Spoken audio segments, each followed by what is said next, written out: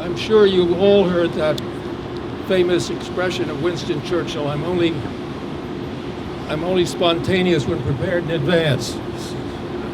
So,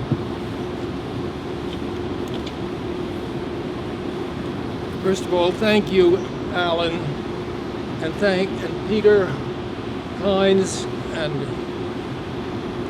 Ambrose Richardson and James Kaplan for the wonderful work of bringing everybody here together.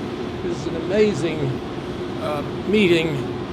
I've been spent a lot of my life right here on Broad Street and Wall Street, and I also am very interested in the history here.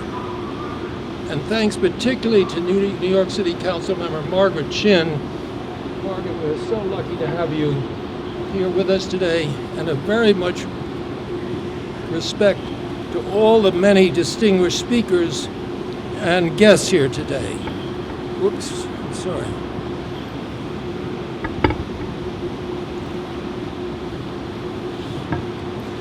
I've been very fortunate to have relatives who inspired my beliefs in religious freedom and freedom of speech, including the man we are celebrating today, Gershom Mendes Seixas. For decades, he has been known to me through my family history. Actually, it's Adeline Moses' family history. He was a fierce advocate of religious liberty, and particularly during the early days of the nation's founding.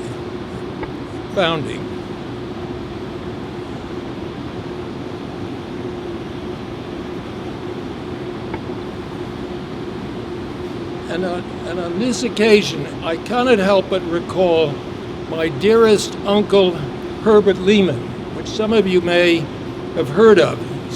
He was a governor of New York, he was a United States senator, and he was also the founder of the United Nations Relief and Rehabilitation Mission, which fed and saved our allies' lives after the end of the Second World War. And he was among the first to battle McCarthyism in the Senate. Now, Uncle Herbert would be impressed that I now will quote President Roosevelt on the topic of speeches. Be sincere, be brief, and be seated. But not quite yet.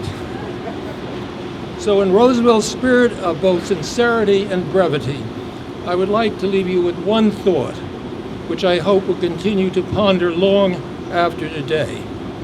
When we talk about the First Amendment, how to protect it and champion it, how to educate especially young people about it, we often use the word tolerance.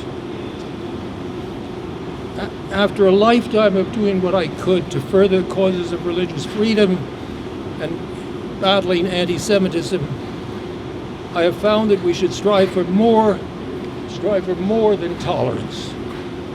We should strive to live with a genuine affection and warmth for people whose backgrounds are different from our own. This is a tall order, one which begins, as many good things do, with seeking understanding and educating ourselves. Moving beyond tolerance is something Gershom Mendes Seixas would be fighting for today.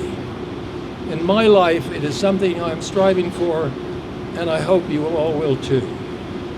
Ladies and gentlemen, Alan Millman, Peter Hine, Jim Kaplan, Ambrose, thank you again for this wonderful award.